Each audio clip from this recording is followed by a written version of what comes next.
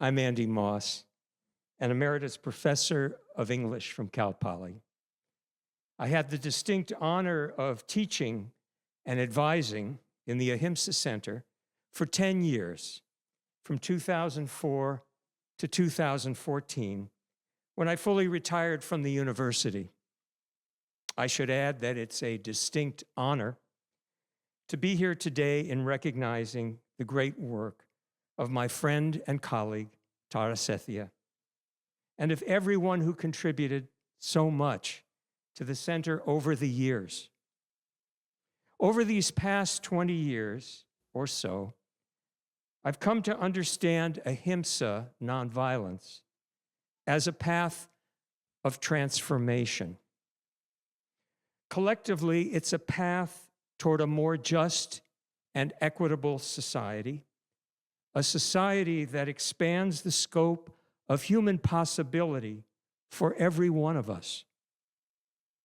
But I've also come to see it as a path of individual and psychic transformation, empowering individuals and opening possibilities that are unique to each one of us.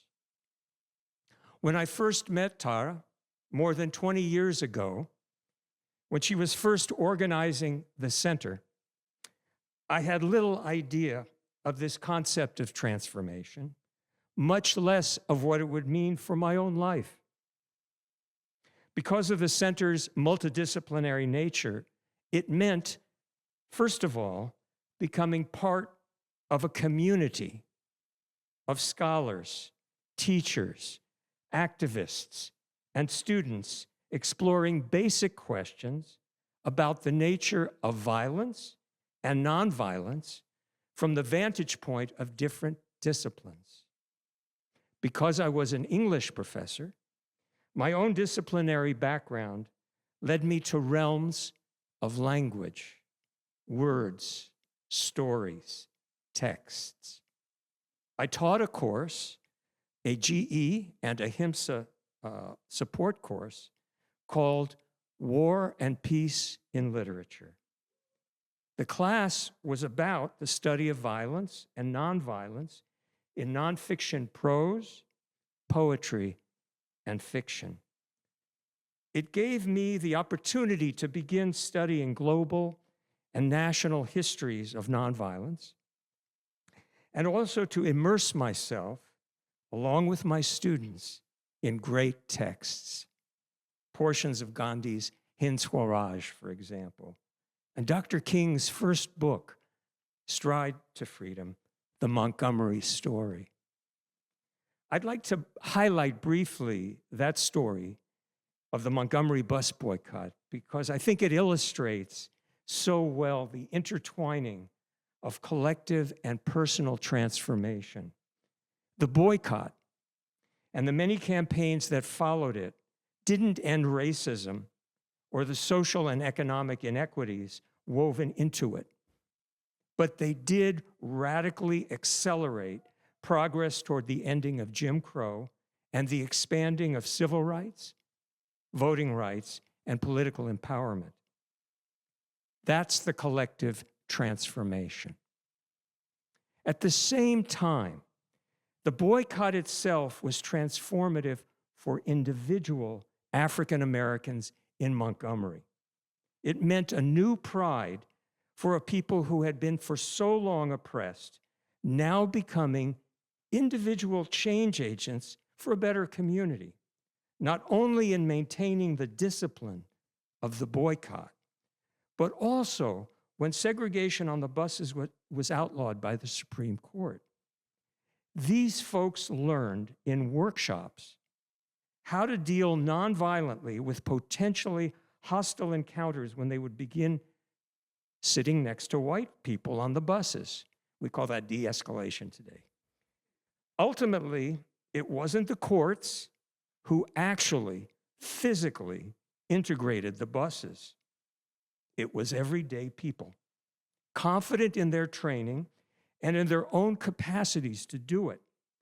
By virtue of their own everyday actions, they were rehumanizing an entire community. When I retired from Cal Poly in 2014, I had spent 10 years with the Ahimsa Center, some of the most gratifying years of my career at the university.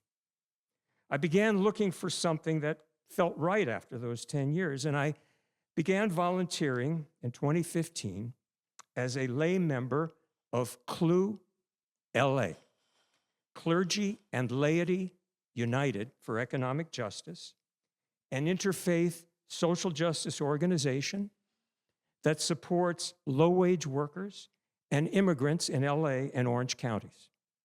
I've been with that organization ever since. To give you an idea of what we do, you may remember the hotel strike in 2023-24, when 15,000 hospitality workers struck for better wages and benefits at more than 60 hotels in LA and Orange counties.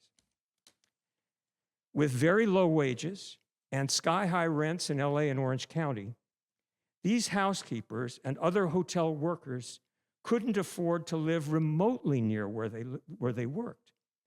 They would drive long distances to work, often working 2 or even 3 jobs to support their families they had little time to spend with. Some slept in their cars during the week, coming home on weekends. So, in 2023, they voted to strike. We CLU volunteers walked picket lines with the workers, with ministers wearing their clerical collars and rabbis their kippot and talit. The strike succeeded in 2024, and good contracts were signed with all the hotels. That's the collective transformation. But I also witnessed many individual transformations as well. Housekeepers, many of them immigrants, often being treated as invisible, now standing up for their rights. It was a privilege for me to be present sometime prior to the strike at what is called a delegation, when a group of workers, along with union reps and interpreters, confronted the general manager of a luxury hotel demanding recognition for their union. I'll never forget one housekeeper looking up at a man 2 feet taller than her, declaring through an interpreter, "We're human beings. We're not machines. We demand our rights." That experience, and many others with workers, showed me how unions, good unions, not only represent, like no other organizations can, the material interests of working class people, they can also offer a deep sense of empowerment, dignity, and belonging. I learned, too, how nonviolence has played a significant role in LA's labor history. My organization, CLU, was co-founded in the mid-1990s by the Reverend James M. Lawson, a close friend and colleague of Dr. King, and an activist and great teacher of nonviolence in his own right. He came to LA from Memphis in the early 1970s, and he began mentoring and allying with young labor leaders in the city, helping transform the political landscape into one that was much more supportive of immigrant rights and workers' rights than it had been before. Reverend Lawson's teachings, like those of Gandhi and Dr. King, have been important to me at this stage of my life, in my volunteer work with CLU, and now also with Indivisible, the national organization that resists authoritarianism and promotes, through a wide range of actions, you know, no kings, democratic values, institutions, and practices. There's May Day tomorrow, by the way, if you want to hold off shopping, if you have to work or go to school. As a grandfather I'm deeply concerned, like so many people, about the future of our country and of our planet. There are many days that seem quite dispiriting and disheartening, but I'm also deeply grateful for my time with the Ahimsa Center, what it gave me by way of access to a wisdom of change.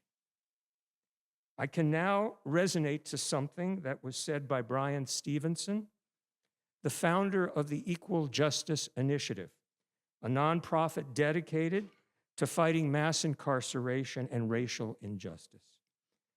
Reflecting on his own family's story, a story that extends back into slavery and intertwines with all of American history, he said this, and I quote, "There is something about being lifted up by the whole of human history, by all who found a way to fight oppression and injustice, all who found a way to love despite the hate and brutality. There was something about being lifted up in that kind of community that shifts your capacity, shifts your identity. You don't think of yourself as an I anymore. You think of yourself as a we." For me, to think of myself in these terms is a gift. And I owe that gift in large measure to this Ahimsa community. It's my hope that the seeds sown by this community, seeds so present here, will continue to grow and flourish far into the future. Thank you.